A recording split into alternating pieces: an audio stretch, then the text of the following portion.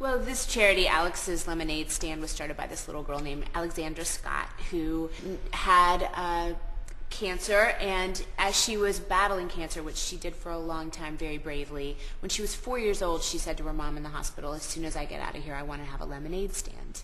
And at that first lemonade stand, she raised $2,000.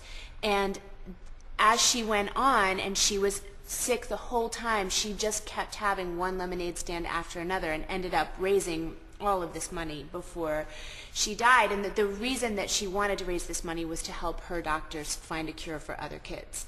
So when there's this kind of passion coming out of this sick little body, little girl, this drive, as soon as you hear about it, you can't help but want to be a part of carrying on her legacy.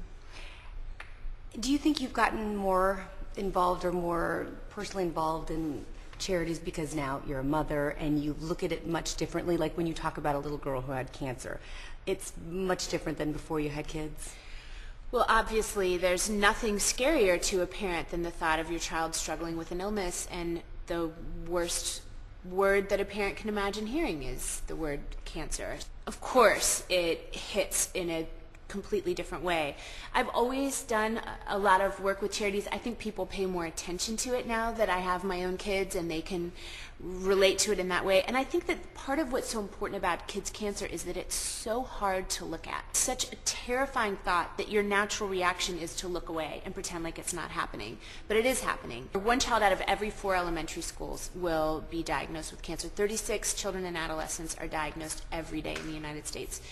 That's a pretty huge number when you think about the severity of that diagnosis. And it's incredibly underfunded. And we have to be grown-ups, stand up, and not just wait for a little kid to tell us, hang on, there needs to be more money going towards this. There needs to be more people need to be fighting for my doctors. We need to get out and help that little girl out. You know, I will say that my daughter had an Alex's Lemonade Stand at her school just this week, that Suzanne Goen, who put this together, also assisted, and she did get it. And I told her that what I was doing today was related, but we didn't go very too deep. You could, but they understand the concept of charity and like helping out, right? Sure. Like that's and that's important. All the chefs here, because that's part of the deal. I mean, I'm surprised actually that you're not out there cooking, because I know you cook. Amazing cook, by the way, unbelievable. Do you go out? Are you excited about sampling all the foods? I am definitely going to be sampling. This will be a high-calorie content day. But yeah, it's just kind of a grown-up version of a lemonade stand. It's just 12 incredible chefs from, it sounds like New York, Chicago, LA. I'm sure there are more than that, but that's what I know about.